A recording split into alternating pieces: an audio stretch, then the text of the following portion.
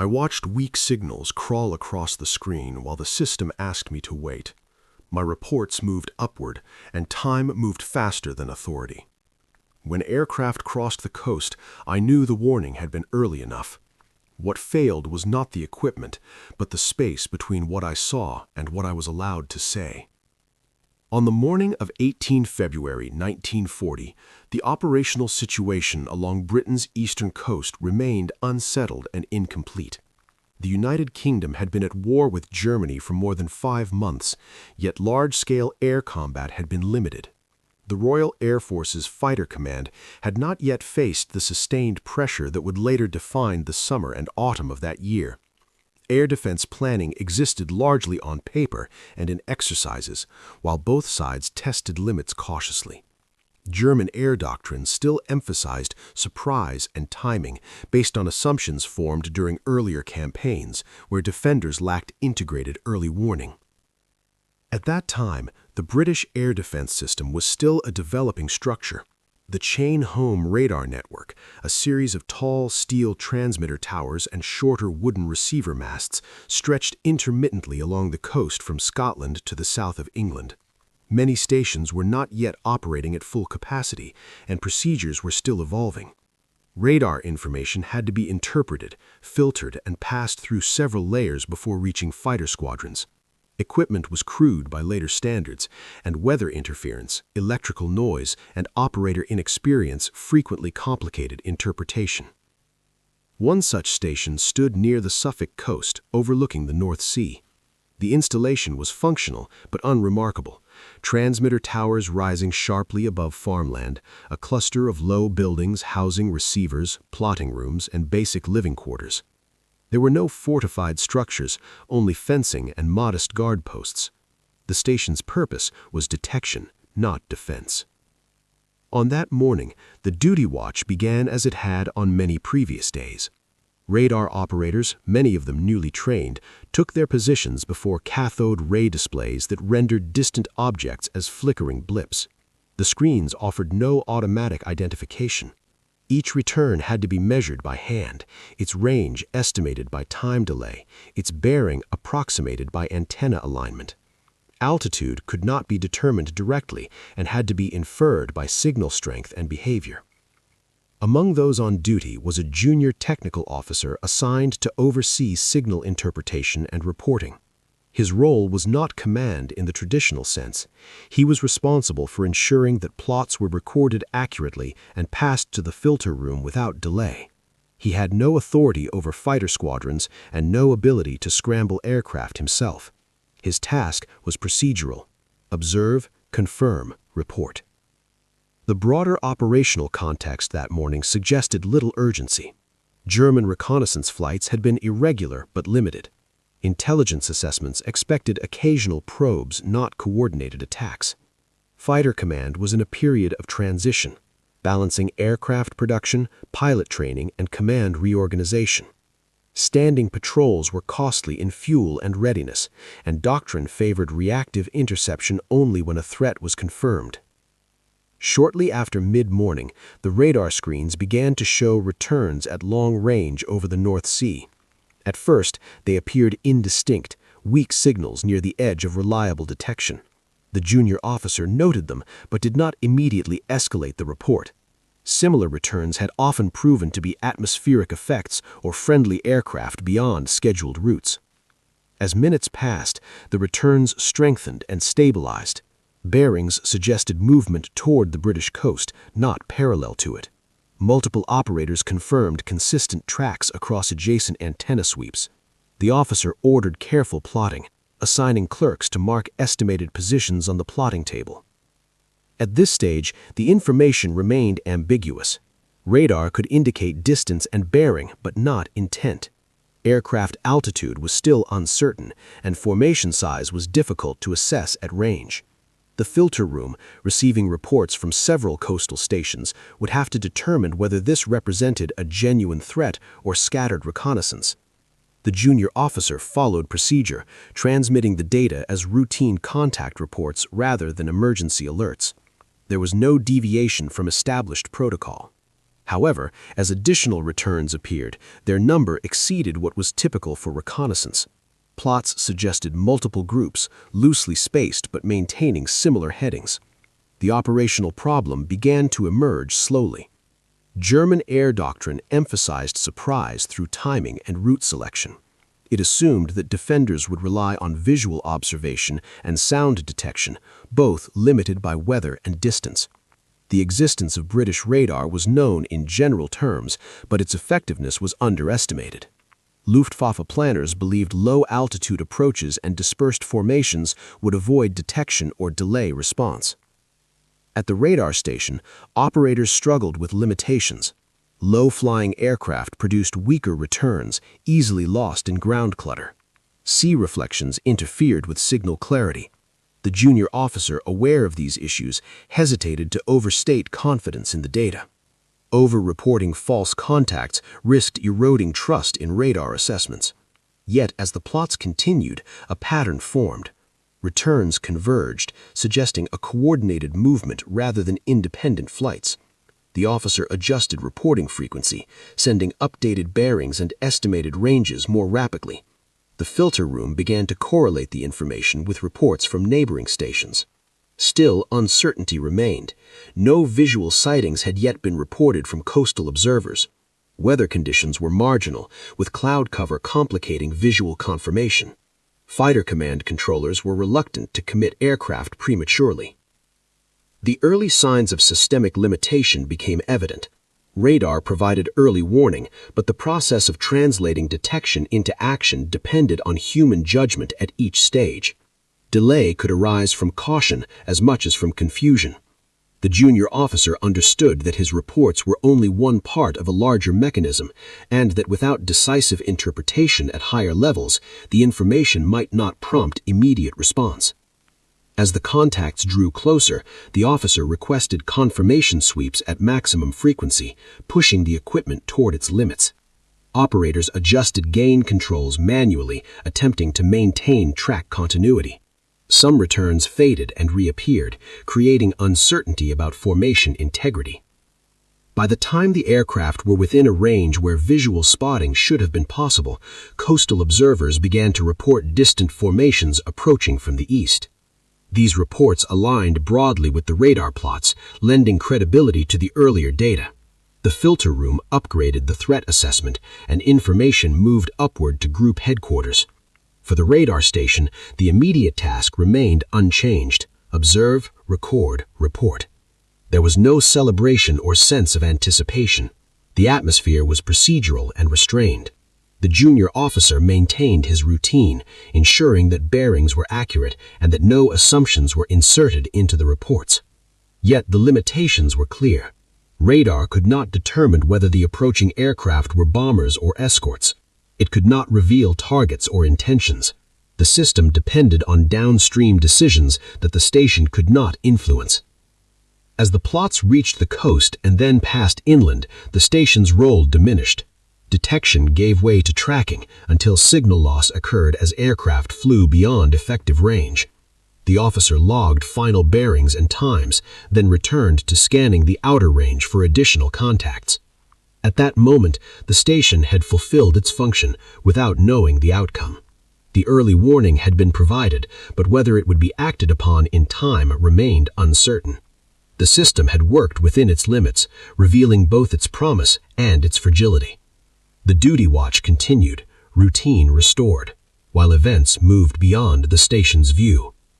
By late morning on 18 February 1940, the radar station's responsibility had shifted from initial detection to confirmation and monitoring.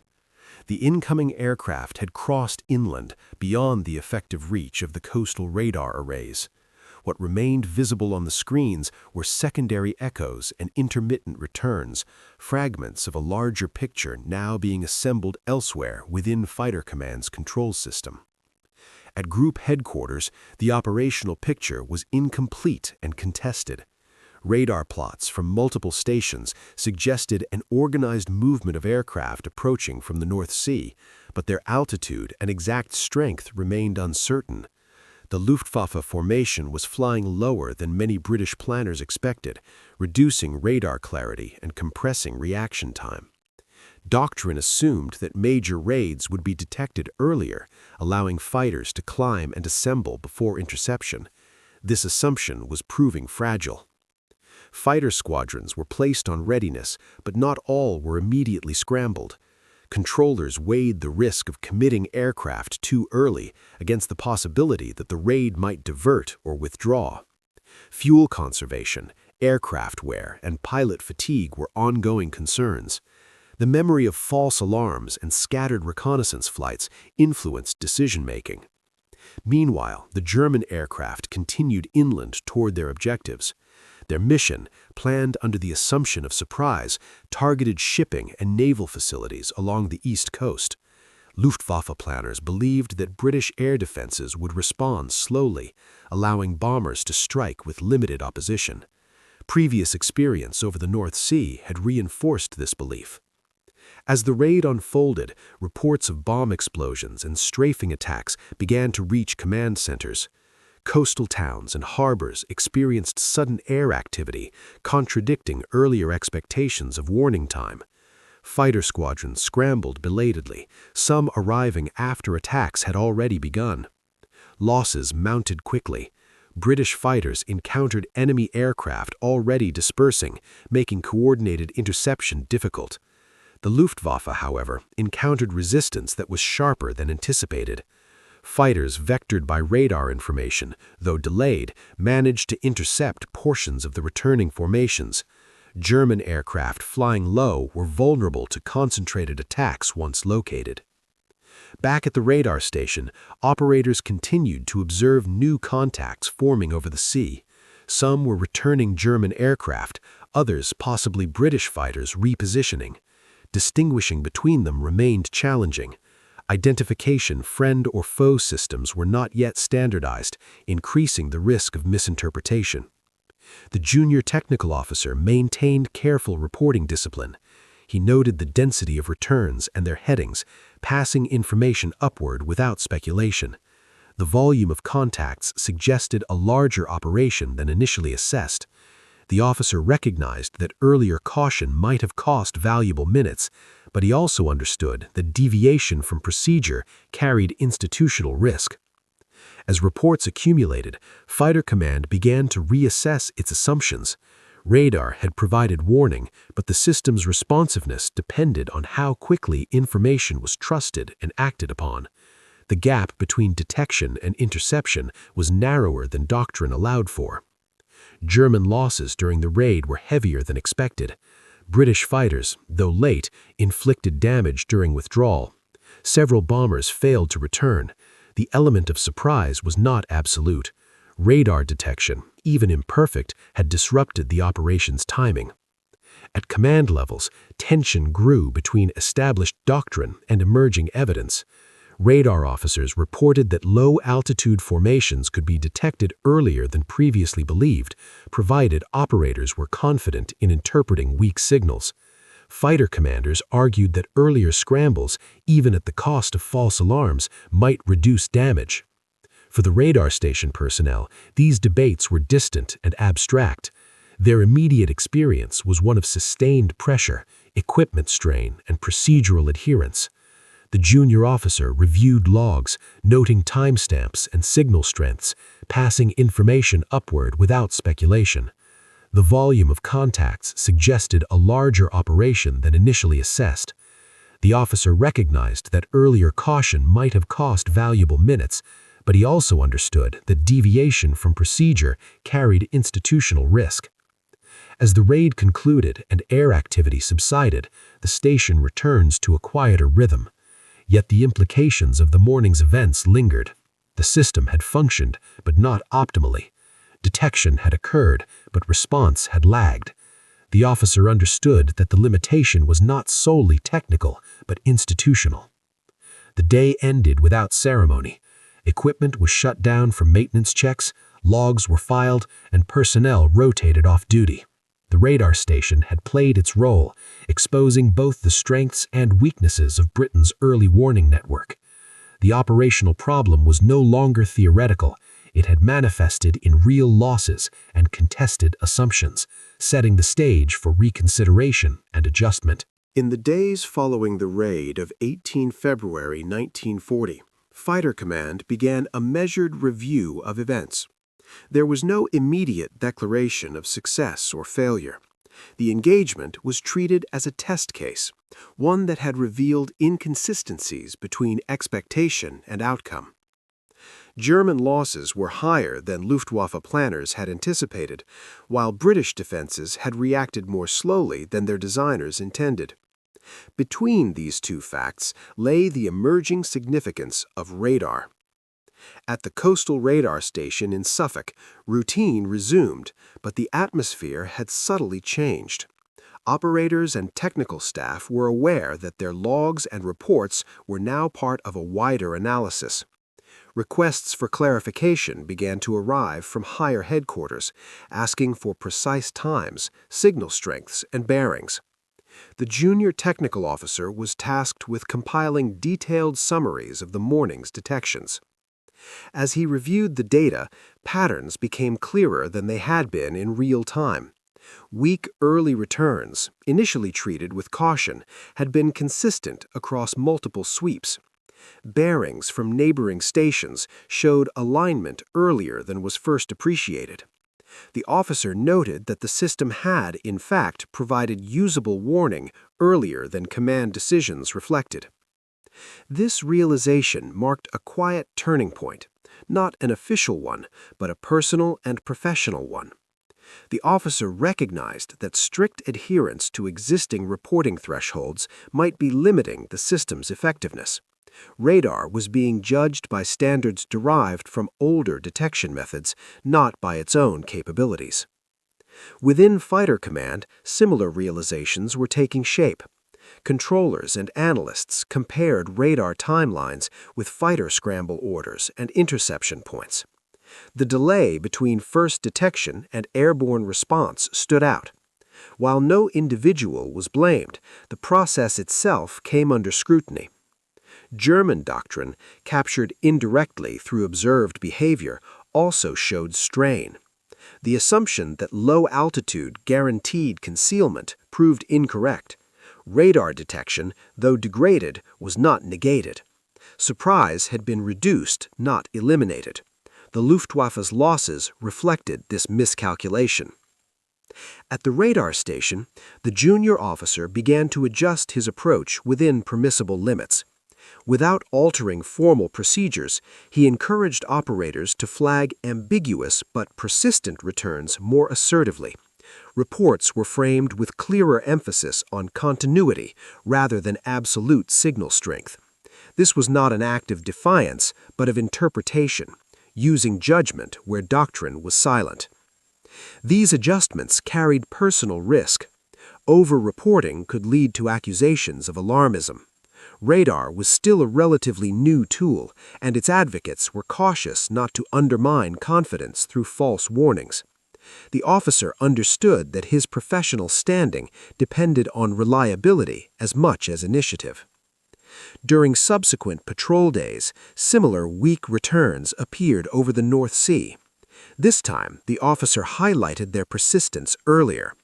The filter room, now sensitized by recent experience, responded with closer attention. Fighter readiness was raised sooner, though not always resulting in scrambles. The system was learning incrementally. There were no dramatic declarations or formal changes yet, but behavior at multiple levels was shifting. Radar information was being weighted slightly more heavily, and hesitation was marginally reduced. For the officer, the risk became personal in a subtle way.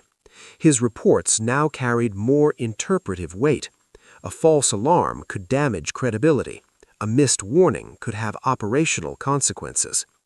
The balance between caution and assertion was delicate. The broader tension between established doctrine and emerging evidence continued to grow. Radar promised earlier warning, but only if trusted. Trust, in turn, depended on consistent performance and informed interpretation. As winter turned toward spring, air activity increased. Each new contact tested the evolving system. The officer remained at his post, applying lessons quietly, aware that his role was still observational, not decisive. The turning point was not a single decision, but a gradual shift in understanding, one that placed greater responsibility on those interpreting the earliest signals. By early March 1940, the operational consequences of the February raid had begun to surface more clearly within Fighter Command. The changes were not formalized in new manuals or directives. Instead, they appeared as subtle pressures within the system. Questions asked during briefings, annotations added to reports, and a heightened sensitivity to early radar data that previously might have been discounted. At group and sector levels, controllers faced a persistent dilemma. Scrambling fighters based on uncertain radar returns risked exhausting pilots and aircraft for contacts that might prove insignificant.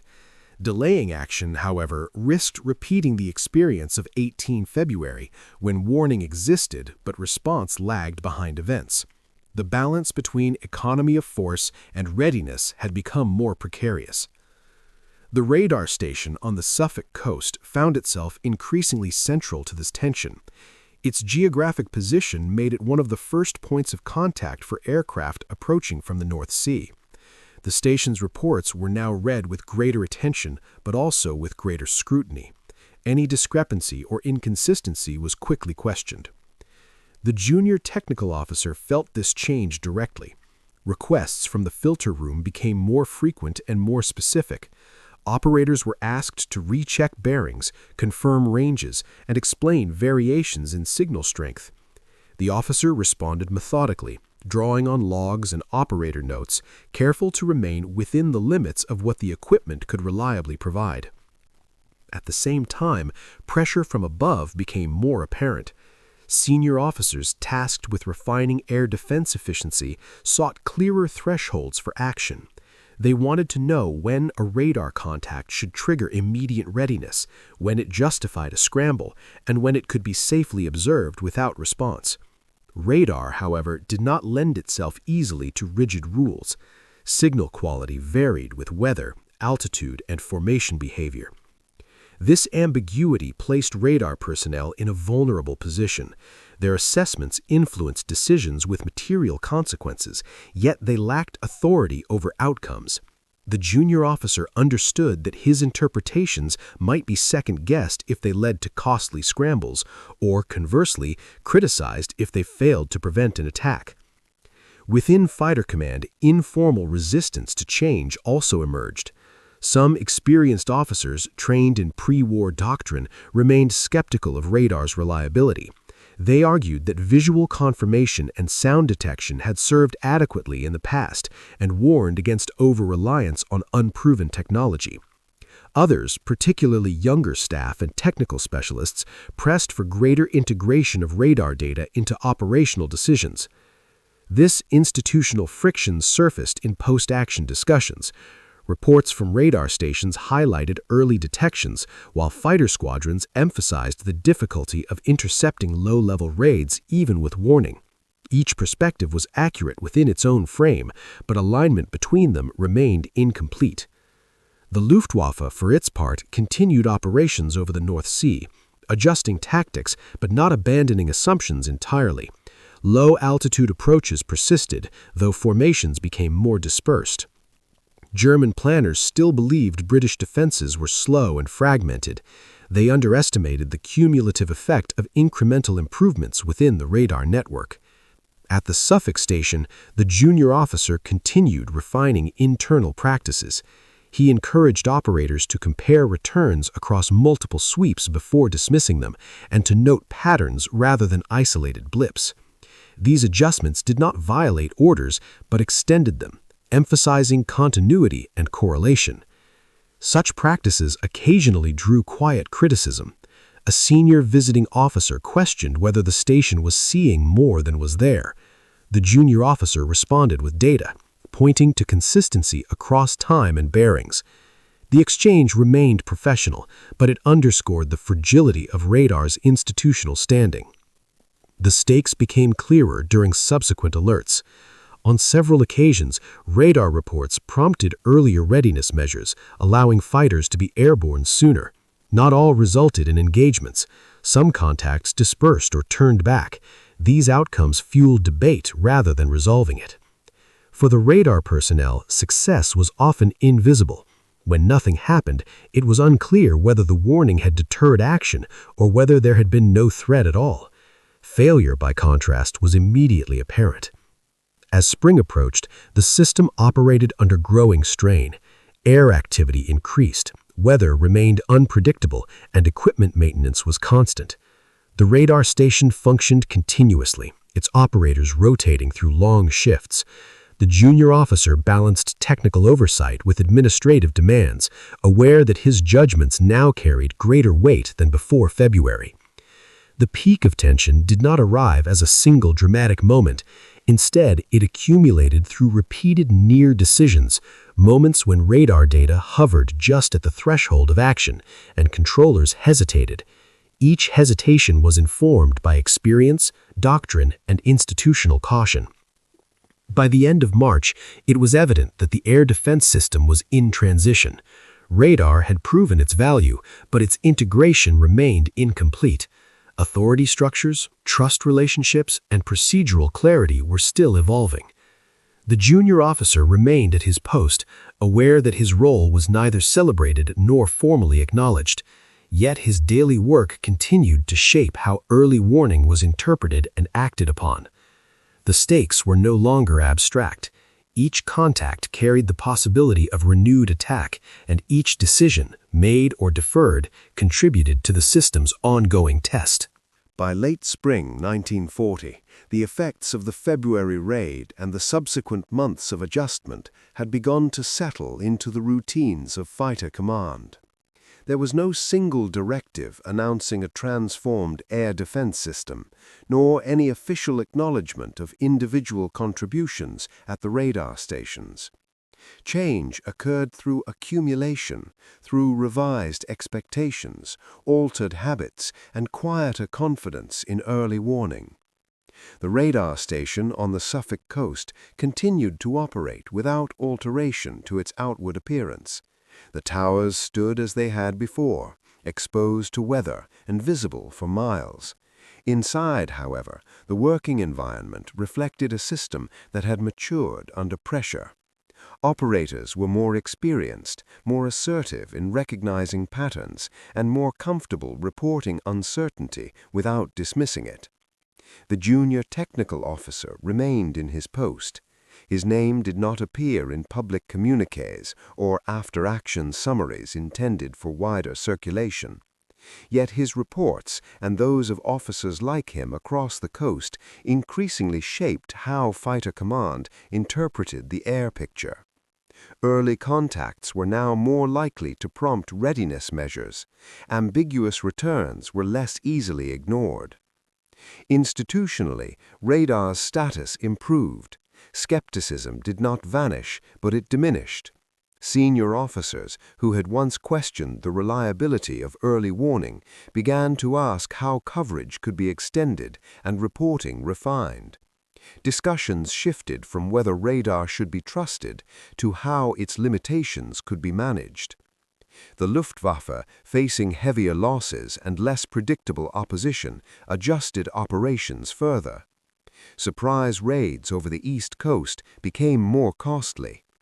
German planners recognized that British defenses were responding faster, even when attacks were launched under poor visibility or at low altitude.